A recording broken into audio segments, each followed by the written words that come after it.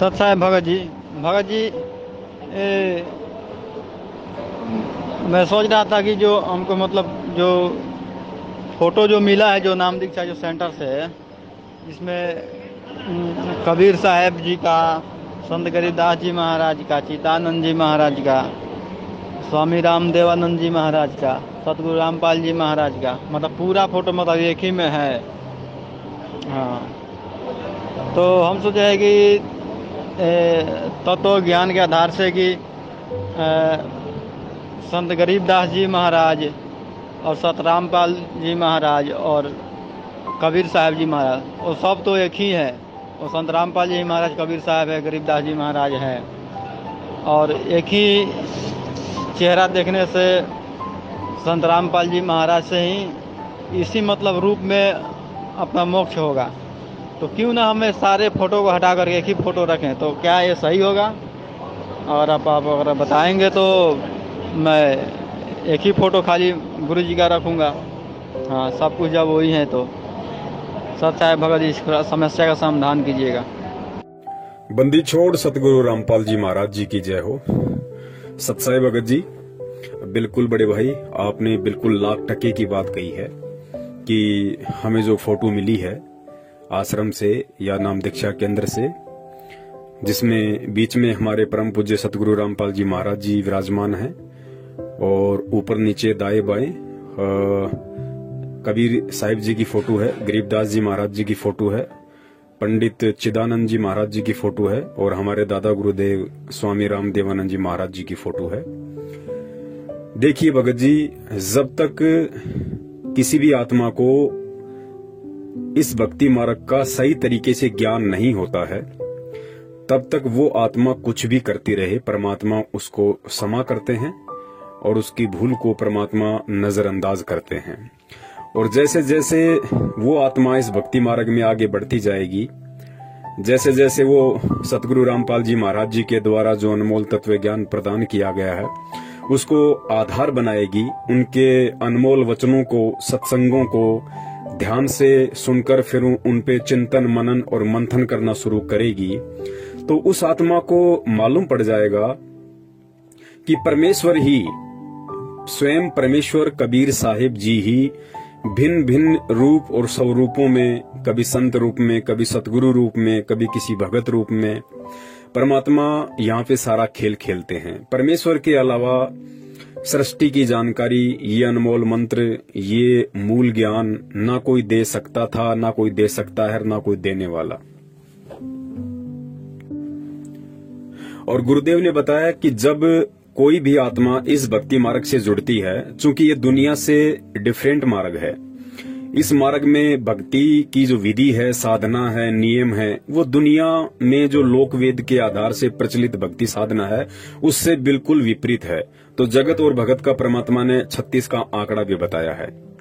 और गुरुदेव ने बताया कि जब कोई भी पुण्य आत्मा कम से कम 3 से 4 वर्ष इस भक्ति मार्ग को दे देती है, यानी सतगुरु देव जी से नाम दीक्षा लेके 3 से 4 वर्ष तक यदि वो लगन के साथ भक्ति करती है, तो धीरे धीरे फिर उस पुण्यात्मा का ज्ञान योग परमात्मा खोलना शुरू कर देते हैं। उसको बहुत सारी चीजें और सतगुरु देव जी के सत्संगों के कोड वर्ड, संकेत उसको समझ में आने लग जाते हैं। तो इस आधार से भगत जी, आपने जो कहा वो बिल्कुल सत्य है, क्योंकि अब आपकी आत्मा स्वीकार नहीं कर रही है कि मैं मेरे घर में मेरे परम पूज्य सतगुरु रामपाल जी महाराज जी के अलावा किसी अन्य महापुरुष की फोटो रखूं।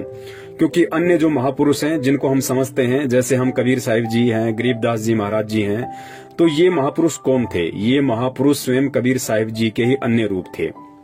और आज वही कबीर परमेश्वर संत रामपाल जी महाराज जी का चोला धारण करके आज इस पृथ्वी पे प्रकट है, विद्यमान है। तो हमें बाकी के जो उनके स्वरूप हैं, आज से पहले परमात्मा देश काल और परिस्थिति के अनुसार जो लीला कर गए, अब हमारे लिए भगत जी उन फोटोओं का, उन स्वरूपों का कोई महत्व नहीं रह जाता है। आज हम कबीर परमेश्वर जी की वो फोटो जिस स्वरूप में वो 622 वर्ष पहले काशी में आए थे,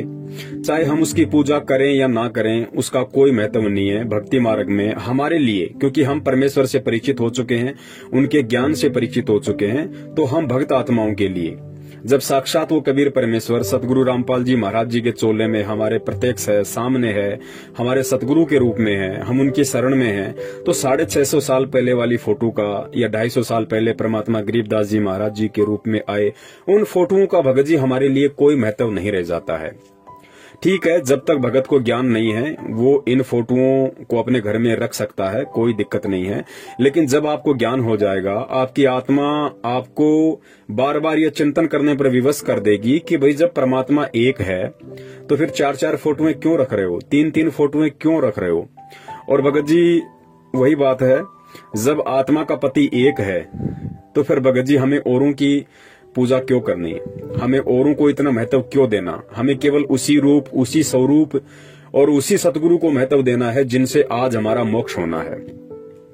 कबीर साहिब जी 650 साल पहले आए थे। 650 साल पहले उनके रूप का, उनकी फोटो का महत्व था, क्योंकि उस समय यदि हम चाहते तो ज्ञान को आधार बना के, परमात्मा को पहचान के हम इस काल लोक से मुक्त हो सकते थे, लेकिन ऐसा हम नहीं कर पाए। तो आज उस फोटो का हमारे लिए कोई महत्व नहीं है। आज कबीर साहिब जी की वो फोटो या फिर गरीबदास जी महाराज जी की फोटो या फिर हमारे दादा गुरुदेव जी की फोटो या पंडित चिदानंद जी महाराज जी की फोटो आज भगत जी ना ही तो हमें लाइव सत्संग सुना सकती है, ना हमारे को वो फोटोएं दर्शन दे सकती हैं, ना हमारे को वो फोटोएं आशीर्वाद दे सकती हैं, ना हमें वो अनमोल तत्व ज्ञान से परिचित करवा सकती है, ना वो फोटोएं हमारी प्रार्थना सुन सकती हैं और ना ही वो फोटो हमारी किसी भी शंका का निवारण कर सकती हैं। आज कौन है जो हमें सत्संग सुना सकते हैं, हमें आशीर्वाद दे सकते हैं, हमारे दुखों का निवारण कर सकते हैं, हमारी प्रार्थनाएं सुन सकते हैं, हमें आशीर्वाद दे सकते हैं, जिनको हम दंडवत प्रणाम करके हम जो है वो लाभ प्राप्त कर सकते हैं भक्ति मार्ग का, तो वो केवल हमारे वक्त गुरु हैं, वक्त गुरु सतगुरु रामपाल जी महाराज जी। तो हमें केवल अपने घर में, क्योंकि दास तो अपनी बता रहा है, दास अपने घर में पूजा के स्थान पे सिर्फ और सिर्फ अपने परम पूज्य सतगुरु रामपाल जी महाराज जी का ही स्वरूप रखता है।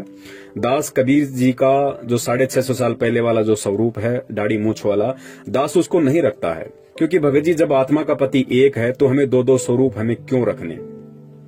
और जब हम 2 स्वरूपों को देखेंगे तो भगत जी हमारे भाव भी 2 हो जाएंगे। यानी जब तक हम कबीर साहिब जी और सतगुरु रामपाल जी महाराज जी की फोटो को अपने घर में रखते हैं, अपने दरबार में रखते हैं, तो सदा हमारे लिए 2 परमात्मा रहेंगे, हमारे भाव दोनों फोटो में रहेंगे। तो परमात्मा तो एक ही होता है, 2 तो हो नहीं सकता।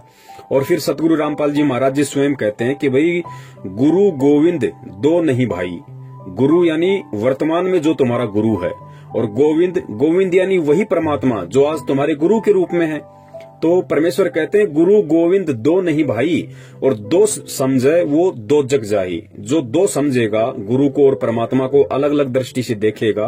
कि भाई परमात्मा तो कबीर जी हैं जो सतलोक में बैठे हैं, और मेरा जो गुरु है संत रामपाल जी महाराज, ये तो उनका भेजा हुआ संदेशवाहक है, उनका भेजा हुआ संत है, उनका भेजा हुआ प्रतिनिधि है। तो कहते हैं वो आत्मा भक्ति करते करते भी जब शरीर छोड़ेगी, और शरीर छोड़ते समय तक भी यदि उसका यही भाव रहा कि गुरु और गोविंद दोनों अलग अलग होते हैं, तो वो आत्मा, परमात्मा कहते हैं गुरु गोविंद 2 नहीं भाई, 2 समझे वो 2 जग जाई, वो नरक में जाएगा। तो भगत जी हमने ऐसी गलती क्यों करनी है। हमने केवल एक ही फोटो को अपने दरबार में रखना है,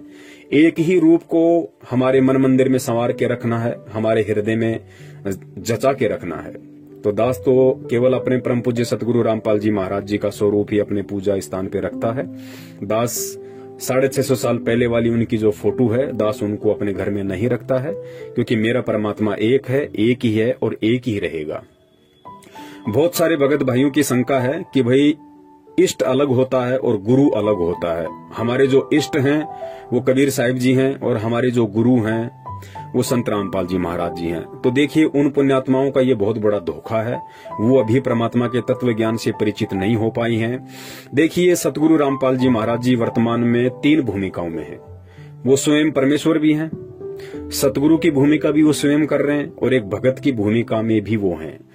और परमेश्वर की वाणी भी है कि साहिब से सतगुरु भय, सतगुरु से भय संत, धर धर वेक विशाल अंग खेलय आदि और अंत। और दूसरी परमात्मा की वाणी है कि साहिब से सतगुरु भय, सतगुरु से भय साध,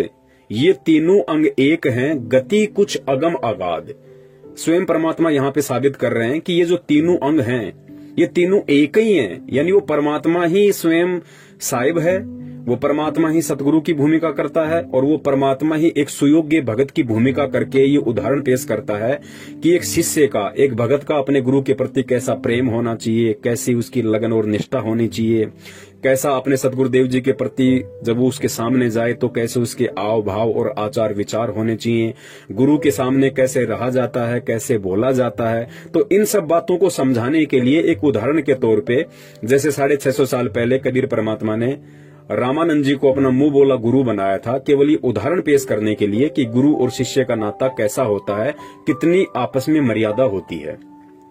ठीक वही भूमिका वर्तमान में वही कबीर परमात्मा 8 सितंबर 1951 के दिन भारतवर्ष की इस पवित्र भूमि पे गांव धनाना, जिला सोनीपत, हरियाणा में प्रकट होके और फिर आगे चल के जैसे ठीक का समय आया, उन्होंने स्वामी रामदेवानंद जी महाराज जी को अपना मुंह बोला गुरु धारण किया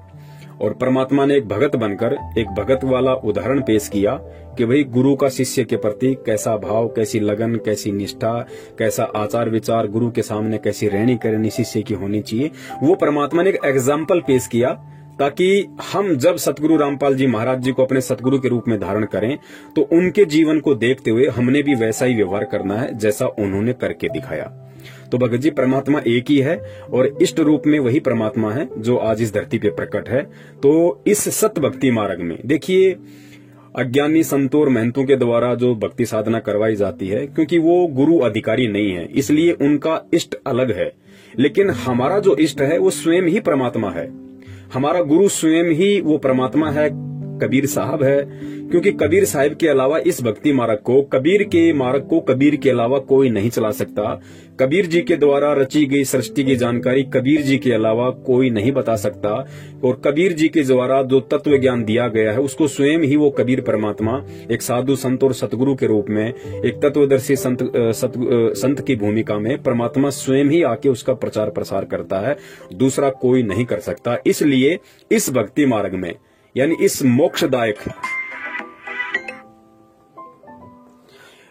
मोक्षदायक सत भक्ति मार्ग में, कबीर जी के सत भक्ति मार्ग में कबीर जी ही हमारे इष्ट हैं, कबीर जी ही हमारे गुरु हैं, कबीर जी ही हमारे सतगुरु हैं और वे कबीर जी आज स्वयं इस पृथ्वी पे सतगुरु रामपाल जी महाराज जी के स्वरूप में प्रकट हैं। तो हमने केवल उन्हीं का स्मरण, ध्यान, चिंतन, मनन और उन्हीं की हमने पूजा करनी है, इष्ट रूप में, गुरु रूप में, सतगुरु रूप में। तो भगत जी हमने अपने दिलो दिमाग में, मन मंदिर में और हमारे हृदय में केवल सतगुरु रामपाल जी महाराज जी की ही फोटो रखनी है, क्योंकि हम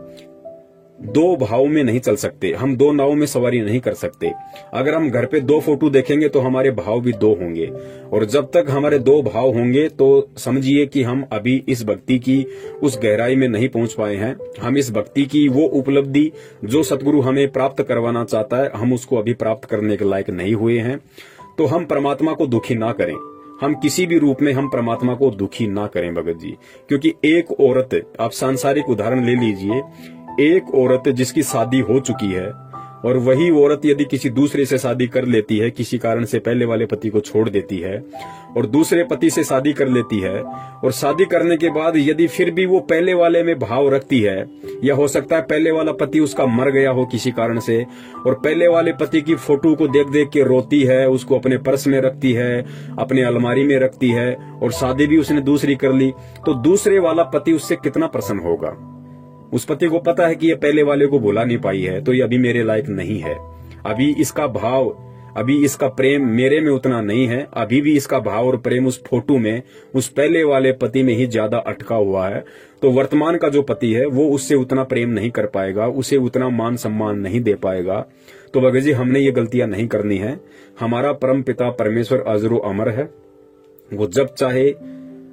और जिस रूप में चाहे पृथ्वी पे प्रकट हो सकता है, आ सकता है और आया हुआ है। तो हमने केवल हर जगह केवल एक ही परमात्मा देखना है और वर्तमान में इस धरती पे जो असली कबीर है वो स्वयं सतगुरु रामपाल जी महाराज जी के रूप में प्रकट है, विद्यमान है और हमने उन्हीं का पूजा पाठ, ध्यान, मनन, चिंतन मनन करना है। अन्य हमने किसी भी उनके स्वरूप को पूजा के भाव से नहीं देखना है, हमने उनके किसी भी रूप को वो महत्व नहीं देना जो महत्व आज हमने साक्षात उनको देना है। और भगत जी चक्कर क्या है, परमात्मा सतगुरु रामपाल जी महाराज जी की ये मजबूरी समझ लीजिए या ये जरूरी समझ लीजिए, क्योंकि उन्होंने कबीर जी को परमात्मा साबित करने के लिए उनकी फोटो का सहारा लेना पड़ा। हालांकि वो स्वयं कबीर हैं, लेकिन दुनिया को समझाने के लिए यदि वो स्वयं कहें कि भाई मैं ही कबीर हूं, मैं ही भगवान हूं, तो कोई नहीं मानेगा उनकी बात। इसलिए शुरुआत में उन्होंने कबीर जी को शास्त्रों से, वेदों से परमात्मा सिद्ध करने के लिए उस फोटो का सहारा लेना पड़ा, उस नाम का सहारा लेना पड़ा। और जिन पुण्यात्माओं को फिर आगे चल के जो उनके शरण में आ गए, फिर उनको आगे चल के सत्संग सुनने के चलते उनको ये मालूम पड़ गया कि भाई वो कबीर है कौन जिसके विषय में सतगुरु रामपाल जी महाराज जी इतना प्रचार प्रसार कर रहे हैं, उनके महिमा का गुणगान कर रहे हैं, वो कबीर है कौन। तो फिर उस आत्मा को भगत जी मालूम पड़ जाएगा कि जिस परमात्मा के विषय में आज तक कोई नहीं जान पाया, तो उस परमात्मा की जानकारी कौन दे सकता है यहाँ पे आके। उस परमात्मा की सृष्टि की, उस परमात्मा के सतलोक की जानकारी कौन दे सकता है। और जब मालूम पड़ेगा उस भगत आत्मा को कि कबीर की जानकारी तो स्वयं कबीर ही दे सकता है, क्योंकि गुरुदेव ने अनेकों बार कह दिया कि अपनी महिमा का वर्णन उस परमात्मा को स्वयं ही करना पड़ता है, क्योंकि यहाँ का कोई भी प्राणी, 21 ब्रह्मांड का कोई भी प्राणी उस परमात्मा के विषय में नहीं जानता है, उस परमात्मा से परिचित नहीं है। इसलिए उस कबीर परमात्मा ने स्वयं ही यहाँ पे एक संत रूप धारण करके, एक सतगुरु रूप धारण करके अपनी जानकारी स्वयं ही देनी पड़ती है। तो सतगुरु रामपाल जी महाराज जी स्वयं कबीर परमात्मा है और वे स्वयं ही सन 1994 से अपनी जानकारी दे रहे हैं। अनजान व्यक्ति गुरु और परमात्मा को अलग अलग देख सकता है। सतगुरु रामपाल जी महाराज जी और कबीर परमेश्वर जी को दो रूपों में देख सकता है, लेकिन जो उनके अनमोल तत्व ज्ञान से, मूल ज्ञान से परिचित हो चुके हैं, वो भगत अच्छे से जान जाएंगे, पहचान जाएंगे कि गुरु और परमात्मा अलग नहीं है। और फिर भी यदि गुरु और परमात्मा को कोई दो अलग अलग रूपों में देखता है, तो परमेश्वर की स्वयं की वाणी है कि वो नरक में जाएगा, वो दोजक में जाएगा। बंदी छोड़ सतगुरु रामपाल जी महाराज की जय हो। सत साहिब।